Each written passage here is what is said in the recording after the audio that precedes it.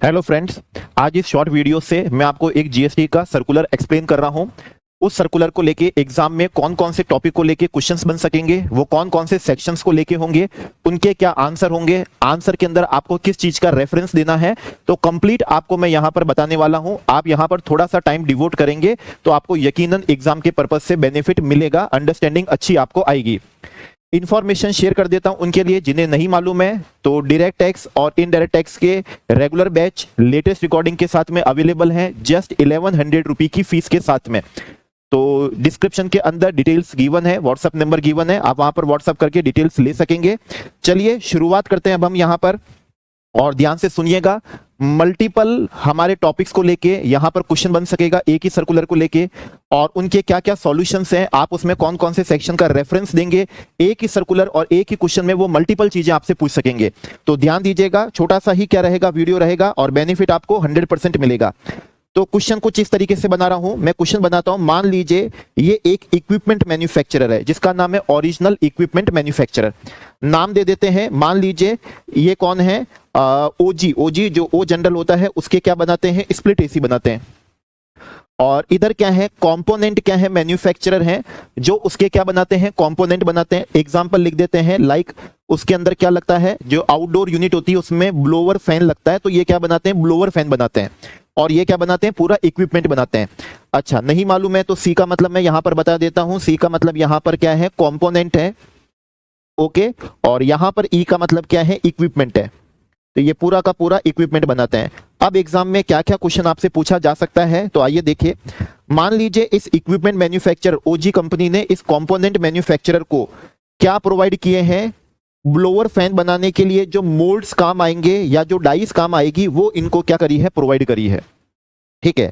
और क्वेश्चन में कहा जा सकेगा ये जो प्रोवाइड करी है एफओसी मतलब फ्री ऑफ कॉस्ट पे क्या करी गई है, प्रोवाइड की गई है, फ्री ऑफ कॉस्ट पे प्रोवाइड की गई है।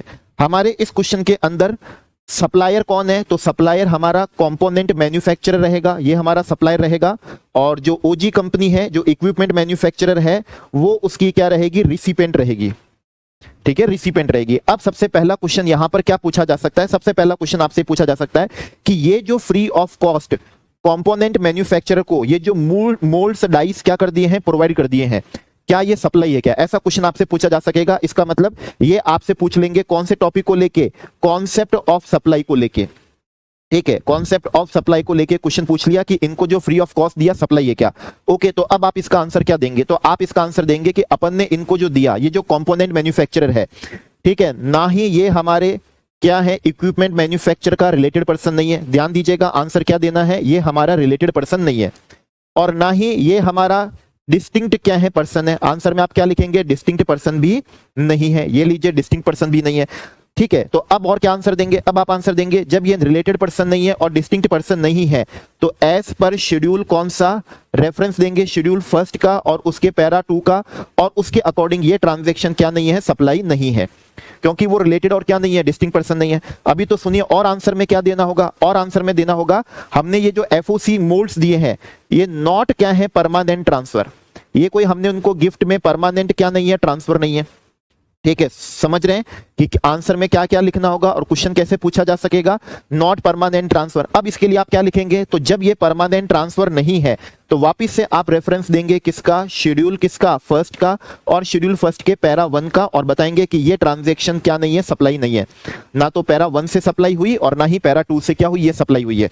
तो ये आपको पहले क्वेश्चन का क्या मिल गया, आंसर मिल गया। मैं यहां पर लिख भी देता हूं कि नहीं, ये ट्रांजैक्शन क्या नहीं है, सप्लाई नहीं है। ओके, अब इसके अंदर दूसरा क्वेश्चन पूछा जाएगा, दूसरा क्वेश्चन पूछा जाएगा ये कंपोनेंट मैन्युफैक्चर के लिए वैल्यू ऑफ सप्लाई का। पहला तो हो गया किसको लेके, कॉन्सेप्ट ऑफ सप्लाई को लेके, दूसरा पूछा जाएगा वैल्यू ऑफ सप्लाई को लेके, और पूछा जाएगा ये जो फ्री ऑफ कॉस्ट में जो मोल्ड्स और डाइस क्या कर दिए हैं, प्रोवाइड कर दिए हैं, क्या ये कंपोनेंट मैन्युफैक्चरर की एज पर 15 सबसेक्शन 2 क्लॉज बी के अकॉर्डिंग वैल्यू ऑफ सप्लाई का पार्ट बनेगा क्या, ये उसकी वैल्यू ऑफ सप्लाई का पार्ट बनेगा क्या। ओके, तो अब आप इसका आंसर क्या देंगे, आप इसका आंसर देंगे, ठीक है ना, ये क्या था, नॉट रेस्पॉन्सिबिलिटी ऑफ सप्लायर। ठीक है, अगर क्वेश्चन में आपको ये बताया गया है कि ये मोल्ड्स प्रोवाइड करना सप्लायर कंपोनेंट मैन्युफैक्चर की रिस्पांसिबिलिटी नहीं थी, मैं तो ब्लोअर फैन बना रहा हूं, अब आपको उसके ऊपर ओजी का क्या चाहिए, मार्क चाहिए, तो आप अपना मेरे को मोल्ड्स क्या कर दो, प्रोवाइड कर दो। आपको जिस लेंथ के अंदर डायमेंशन में चाहिए आप उसका मोल्ड प्रोवाइड कर दो, मैं आपको उसी डायमेंशन के अंदर ब्लोअर फैन बना के क्या कर दूंगा, दे दूंगा। तो ये नॉट रेस्पॉन्सिबिलिटी ऑफ क्या सप्लायर। अगर क्वेश्चन में ये बताया गया है कि वो सप्लायर की रेस्पॉन्सिबिलिटी नहीं है, ठीक है ना, वो क्या नहीं है, सप्लायर की रेस्पॉन्सिबिलिटी ही नहीं है, तो फिर ऐसी स्थिति में फिर वो सप्लायर की वैल्यू ऑफ सप्लाई का क्या नहीं बनेगा, पार्ट नहीं बनेगा, क्योंकि वो सप्लायर की क्या नहीं थी, रेस्पॉन्सिबिलिटी ही नहीं थी। ओके, सप्लायर की क्या नहीं थी, रेस्पॉन्सिबिलिटी नहीं थी। तो ये आपको यहां पर क्या मिल गया, आंसर मिल गया। अब इसमें से एक और क्वेश्चन पूछा जाएगा, और क्वेश्चन यहां पर पूछा जाएगा कि ये जब अपन ने इसको फ्री ऑफ कॉस्ट दे दिया तो क्या इस केस में, ठीक है, ओजी वाले को रिवर्सल ऑफ आईटीसी करना पड़ेगा क्या उसका, ठीक है, रिवर्सल ऑफ क्या करना पड़ेगा, आईटीसी करना पड़ेगा क्या। तो ये क्वेश्चन भी आपसे पूछा जा सकता है कि जो मोल्ड्स और डाइस आपने उसको दे दिए तो उस पर रिवर्सल ऑफ आईटीसी करना पड़ेगा। तो क्या आप इसका आंसर क्या देंगे, आप इसका आंसर देंगे जब ये रेस्पॉन्सिबिलिटी सप्लायर की नहीं थी, इसका मतलब रेस्पॉन्सिबिलिटी किसकी थी, रिसिपिएंट की थी। तो मैं यहां पर लिख देता हूं, इसका मतलब ये रेस्पॉन्सिबिलिटी किसकी थी, रेस्पॉन्सिबिलिटी ऑफ किसकी थी, रिसिपेंट की थी, इक्विपमेंट मैन्युफैक्चरर की थी, और उसी ने वो एक्सपेंडिचर क्या करा, इनकर्ड करा। रिसिपेंट का मतलब हमारे यहां पर कौन हो गया, ओरिजिनल इक्विपमेंट क्या हो गया, मैन्युफैक्चर हो गया, ये उसी की क्या थी, रेस्पॉन्सिबिलिटी थी, और उसने एफओसी कॉस्ट क्या कर दिए, फ्री ऑफ कॉस्ट में प्रोवाइड कर दिए। तो इसका मतलब इसने जो प्रोवाइड करे हैं ना, इसका मतलब इसने इन कोर्स ऑफ बिजनेस क्या करे हैं, प्रोवाइड करें। जब रेस्पॉन्सिबिलिटी हमारी थी, हमको ही प्रोवाइड करना था और मैंने वो प्रोवाइड कर दिया, तो वो इन कोर्स ऑफ बिजनेस प्रोवाइड करा, और इन कोर्स अगर बिजनेस प्रोवाइड कर रहा हूं और वो इन कोर्स ऑफ बिजनेस क्या आ गए, मोल्ड्स काम आ गए हैं, तो ऐसी स्थिति में उसके ऊपर आईटीसी का कोई रिवर्सल करने की रिक्वायरमेंट नहीं होगी। नो रिवर्सल ऑफ क्या होगा, आईटीसी, क्योंकि वो बिजनेस में ही क्या आए हैं, काम आए, क्योंकि वो मेरी रेस्पॉन्सिबिलिटी थी, ठीक है ना, किसकी, ओरिजिनल इक्विपमेंट मैन्युफैक्चर की रेस्पॉन्सिबिलिटी थी, और मैंने वो खर्चा इनकर कर दिया, तो उस केस में बिजनेस में ही क्या आया है, काम आया, तो उस पर आईटीसी का रिवर्सल का कोई क्वेश्चन क्या नहीं होता, अराइज नहीं होता। ठीक है, ओके, तो आईटीसी का भी हो गया, वैल्यू ऑफ सप्लाई का हो गया। तो तीसरा क्वेश्चन क्या था, क्या रिवर्सल ऑफ आईटीसी रिक्वायर्ड है क्या। तो एक ही सर्कुलर के अभी 3 क्वेश्चन, अभी तो चौथा क्वेश्चन अभी और है। अगर आपसे एग्जामिनर में ये कह दिया जाए, एग्जामिनर ये कह दे कि नहीं ये क्या थी, रेस्पॉन्सिबिलिटी ऑफ सप्लायर की थी, ओके, रेस्पॉन्सिबिलिटी ऑफ क्या थी, सप्लायर की थी, ये अगर क्वेश्चन में आपको लिखा हुआ आ जाए और आगे कहा जाए बट वो रेस्पॉन्सिबिलिटी जो है वो किसने इनकर्ड कर दी, बट इनकर्ड बाई क्या कर दी, रिसिपेंट ने कर दी, बट इनकर्ड बाई किसने कर दी है, रिसिपेंट ने।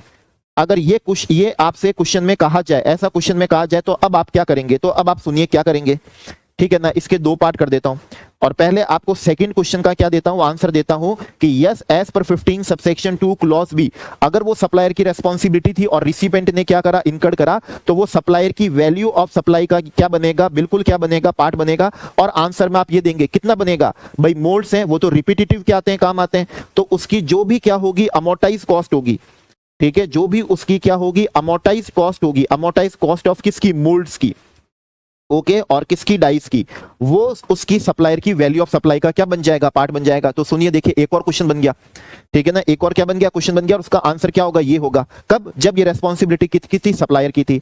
अगर ये रेस्पॉन्सिबिलिटी सप्लायर की थी, ठीक है ना, ओरिजिनल इक्विपमेंट मैन्युफैक्चरर की नहीं थी, ओजी वाले की नहीं थी, और आपने उनको फ्री ऑफ कॉस्ट क्या कर दिया है, प्रोवाइड कर दिया, मोल्ड्स और डाइस क्या कर दिए, प्रोवाइड कर दिए, तो फिर उस केस में क्वेश्चन नंबर 3 जो बनाया था उसका आंसर बदल जाएगा, और यस फिर उनको उसका क्या करना पड़ेगा, रिवर्सल ऑफ क्या करना पड़ेगा, आईटीसी करना पड़ेगा, क्योंकि वो हमारी रेस्पॉन्सिबिलिटी नहीं थी, फिर भी हमने उसको फ्री ऑफ कॉस्ट क्या कर दिया है, प्रोवाइड कर दिया है, तो फिर उस केस के अंदर रिवर्सल ऑफ क्या करना पड़ेगा, आईटीसी करना पड़ेगा। तो देखिए कितने क्वेश्चन इसके अंदर बन पा रहे हैं, एक छोटे से सर्कुलर को लेके, कॉन्सेप्ट ऑफ सप्लाई को लेके, वैल्यूएशन को लेके, आईटीसी को लेके, और उसके भी आंसर बदल जाएंगे किस पे, ठीक है ना। अगर रेस्पॉन्सिबिलिटी सप्लायर की नहीं थी तब तो कोई रिवर्सल ऑफ आईटीसी भी नहीं होगा, नो रिवर्सल ऑफ क्या होगा, आईटीसी होगा, और सप्लायर की वैल्यू का भी क्या नहीं बनेगा, पार्ट नहीं बनेगा। लेकिन अगर क्वेश्चन में ऐसा आ गया कि यस वो रेस्पॉन्सिबिलिटी ऑफ सप्लायर की थी और वो एक्सपेंडिचर इनकर्ड किसने कर दिया, रिसिपेंट ने कर दिया, तो वो सप्लायर की वैल्यू ऑफ सप्लाई का पार्ट बन जाएगा, लेकिन उसमें ये भी कहोगे कितना, amortise cost, okay.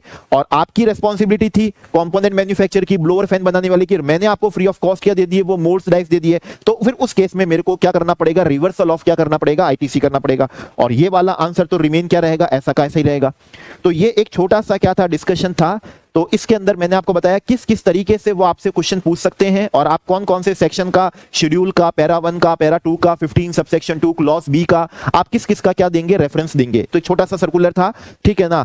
I hope आपको ये बिल्कुल क्या करेगा, हेल्प करेगा और आपको पूरा ये समझ में भी आ गया होगा। अच्छा, किसी को ये पेज का पीडीएफ भी चाहिए तो आप टेलीग्राम पे या व्हाट्सएप पे ये आस्क कर सकते हैं, आपको प्रोवाइड कर दिया जाएगा। चलिए ऐसे ही और एक वीडियो के साथ में नेक्स्ट हम मिलेंगे, तब तक के लिए ओके, थैंक यू।